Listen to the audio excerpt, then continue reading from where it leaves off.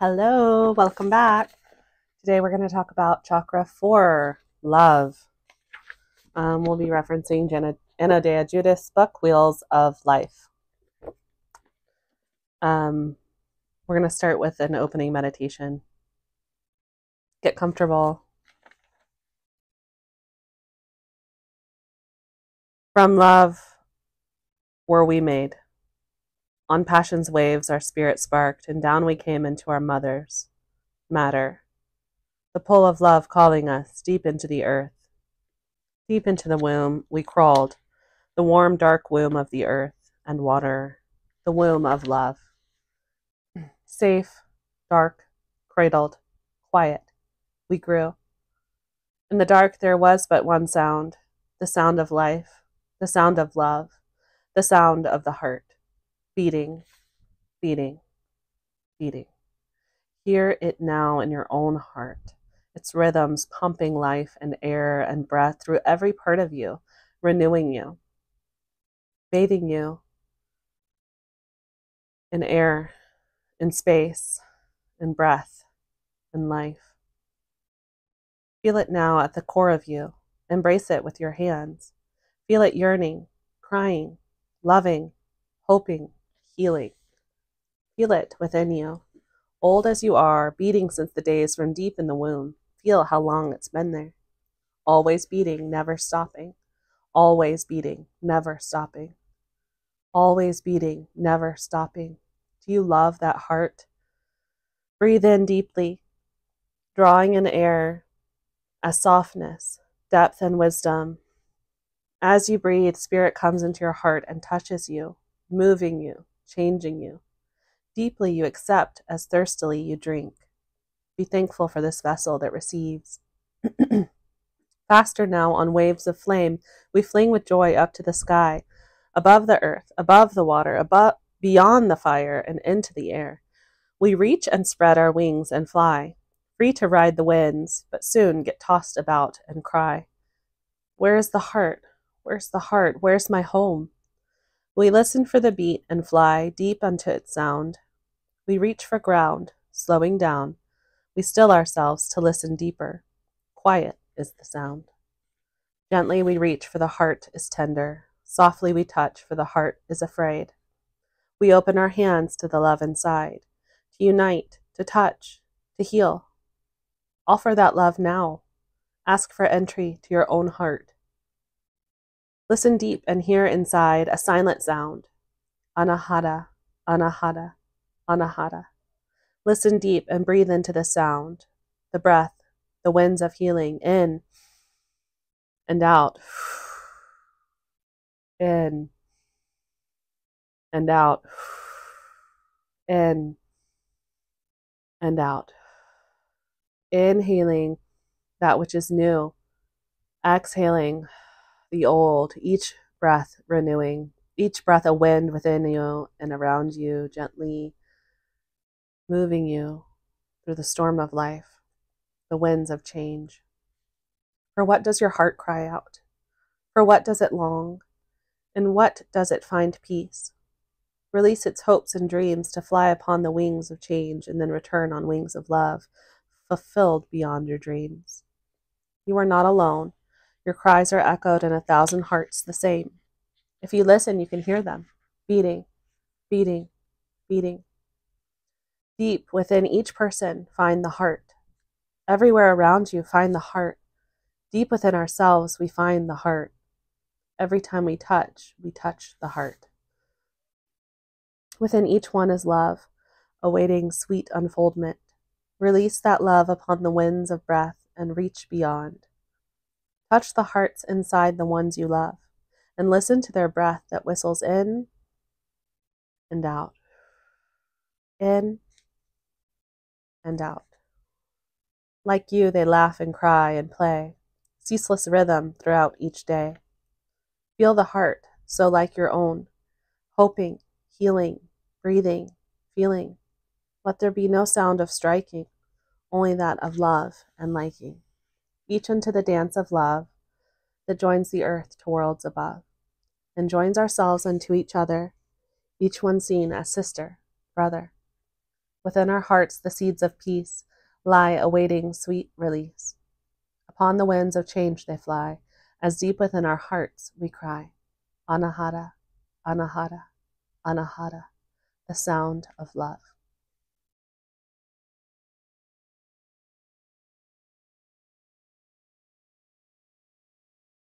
So gently coming into a space of focus on the heart chakra. If you'd like, you can place a hand on the sternum, on the heart space.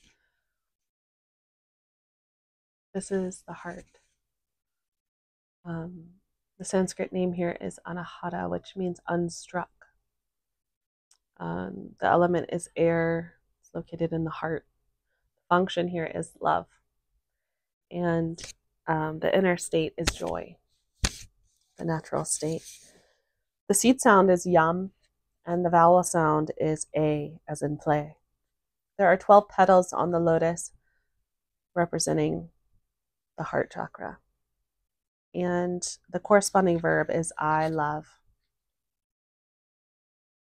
Lavender, emerald, so much to do here.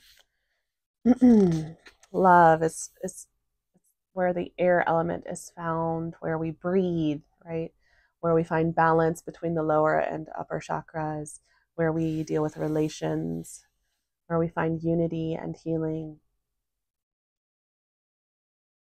So this level of love, it's important to differentiate. It's different than the sexual level of love found in chakra 2.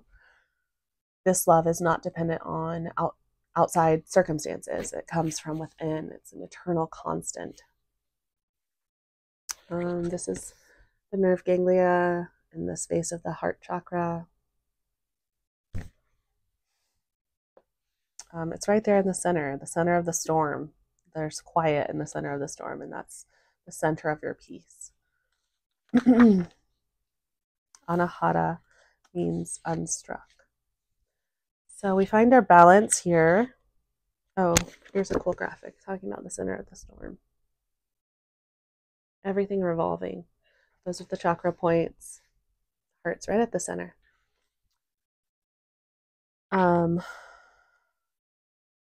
We talk about balance here. We find balance in our inner world and our outer world from the heart, from giving and receiving. Breath is such a symbol of this process of constantly giving and receiving. We inhale and receive with gratitude every breath, and we exhale, releasing back out in relation with the world around us. Here we find love. Love can be seen as mysterious or elusive oftentimes. We can't seem to get enough of it, right? I love how Anna Dea Judith defines love as a unifying force. On page 199, love is a unifying force. It draws things together and keeps them in relationship. From this unity, we can touch an underlying continuity that allows our separate parts to be held in relationship to something larger.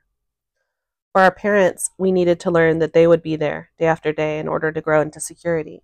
A binding force allows something to hold together long enough to evolve its patterns to deeper and more cohesive states.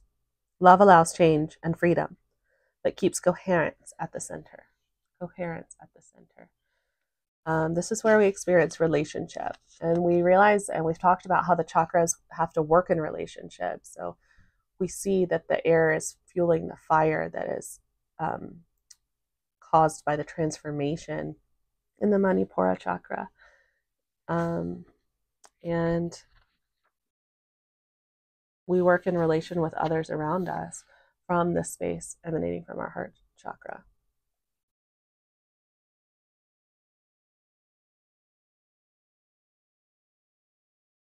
Opening the heart chakra expands one's horizon for sharing loving energy. The greater our understanding of it, the greater our capacity for love. Receives the world in its unity, not in its separation. She talks about rejection. Rejection is one of our root basic fears, right? Basic human fears. It's not surprising to consider how important it is that our core center remain healthy. Rejection threatens our basic internal balance and sense of self-acceptance.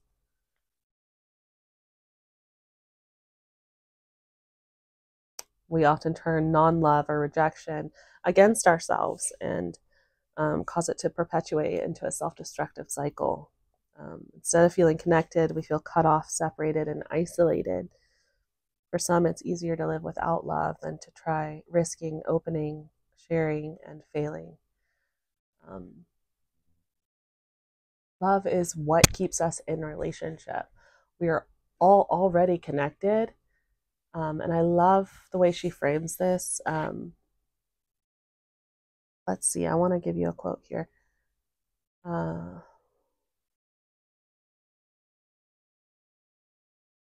Love is not a matter of getting connected. It's a matter of seeing that we are already all connected within an intricate web of relationships that extends throughout life. Yes, couldn't say it better.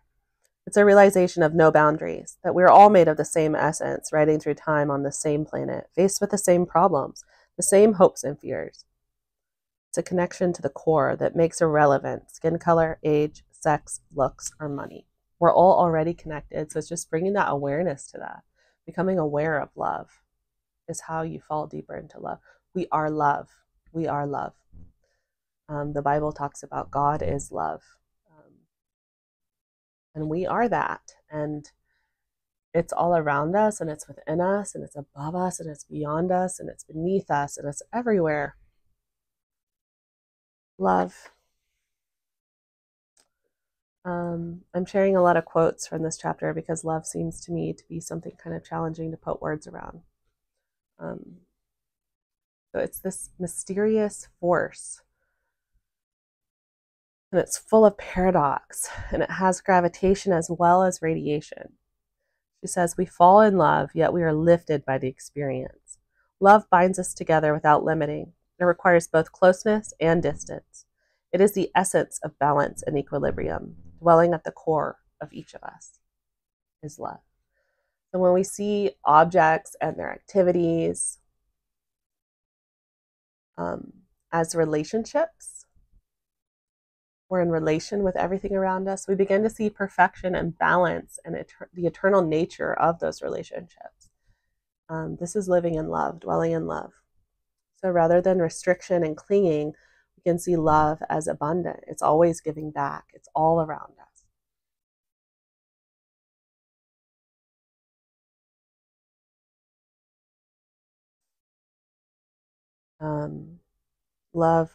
Relationship is an interface between matter and information, and it plays a part in all the levels that lie between. In fact, all information could be regarded as awareness of relationship. They are the foundation of who we are. This consciousness in the fourth chakra brings our awareness of the world as an intricate web of relationships bound together by the force of love. So what about relationships that end? Friendships that end, marriages that end, long-term relationships, short-term relationships that end. Some relationships are stepping stones on our path. And so when we can see it like that, it releases us from the attachment that's causing suffering. So the heart chakra is at the very center of our body and of our personal mandala.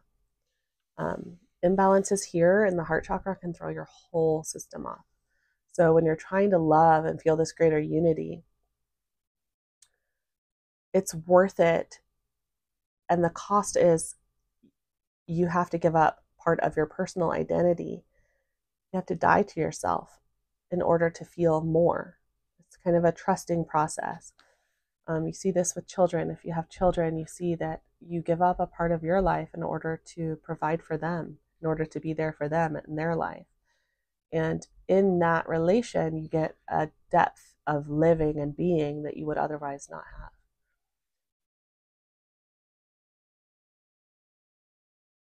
So in order to get into that state of unity with others, there is this giving up of individuality. I love this quote by Ken Ditchwald. I'm not sure how to say that last name. He meditated on love and came to describe it this way. Love seems to be the appreciation that we are all little lumps in the same earthly soup which is a little lump in a larger cosmic soup. So love is an awareness of this beautiful, energetic relationship and a natural appreciation of this situation. It doesn't seem to be a matter of finding love. It's a matter of being aware of it. It's not a question of invention, but rather of discovery. And that is just beautiful. It sums it up so nicely. So love is what endures anything done with love or in love or from love. At the end of life, those are the moments that are going to remain. Everything else will fade away like dust in the wind. All that's going to continue with us is love. Love lasts forever. All about love. It's everlasting. It's abundant. And when we're giving out love, it's really important to remember ourselves, to remember to replenish our well of love, and to take time. While love is abundant and everlasting, you also have to be mindful to refill your cup, right? Take time to do what fills your cup. Do things for you. Put on your oxygen mask first, right? It's really easy to lose alignment. Trust me, I've done this. If you get too fired up with your will and your Manipura chakra, you get burned up about something, you get too passionate, or you give yourself away, right? Your bank account, if it's depleted, you don't have anything else to give away. You can't be generous with nothing left. You have to reinvest in yourself. It's really easy for me to get excited and lose sight of this.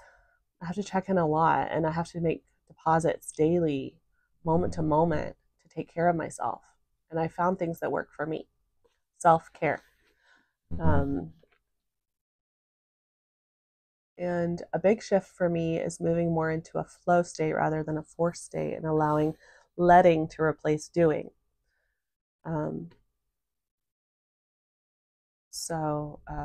Letting go of that I am what I achieve mindset.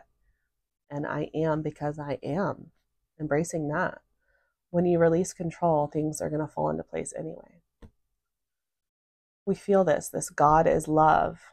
I had a lot of training in theology growing up and in university.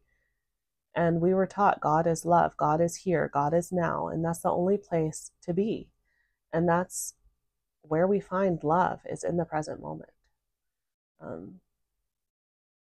It is boundless. It's all around us. She goes into affinity, which is chemistry, basically, like getting along with others, how you have instant chemistry with some people. And she talks about how, and I agree, that alignment within yourself is that which emanates from you and encourages others to be themselves. That's the chemistry that people feel. Knowing yourself so well, accepting yourself so well. Self-acceptance is the first chance to practice unconditional love.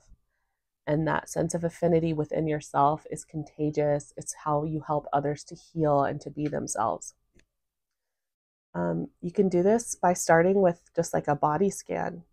I love to do body scans at the beginning of yoga class or any kind of workshop where you're just check in with yourself, align with yourself. It's a commitment to yourself. And every time we accept something about ourselves, it eventually will lead to gratitude and love. Unconditional love of the heart. On page 211, there's a graphic I want to share with you that's the cross of the heart. It's right there in the center. And from our heart, we move and breathe and have our being from love. Okay? The wellspring of life is within us. Our hands are direct extensions of love, of what our heart feels.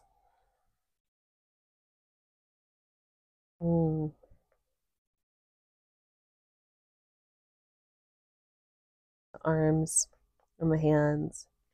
We love with our hands. Everything we do with the hands emanates from the heart. So as healers,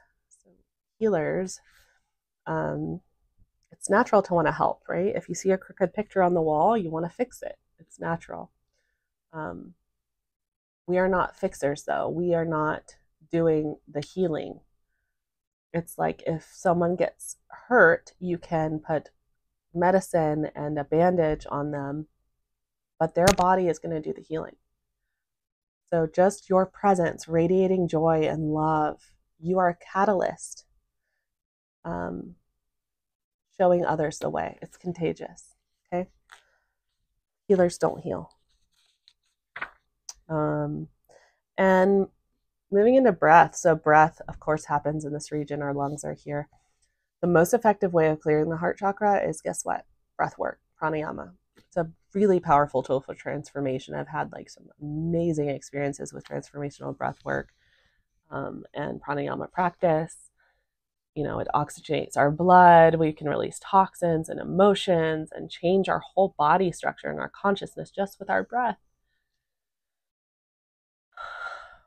Air and breath are life-giving and purifying. They purify our energy. We can get, fear and anxiety just by breathing in smoke or having limited air supply. Makes me want to take a deep breath just thinking about it. Breath deprivation can slow down our metabolism and lower our energy levels, build up toxins. But it was an interesting fact. She mentioned that 1/4 of the oxygen we consume is used by our brain, which is only 1/50th of our body mass. So every breath we take, our brain gets washed in breath and energy and prana, pranayama. Prana is life energy, life force energy that we're welcoming into the body through the breath. So it's like a pranic bath for the brain, for the senses. We'll work more with pranayama in a bit, touch on it on the 200-hour, and then definitely dive deeper in the 300-hour yoga teacher training. So she lists a few pranayamas here, and we will get into these in our training as well, a little deeper.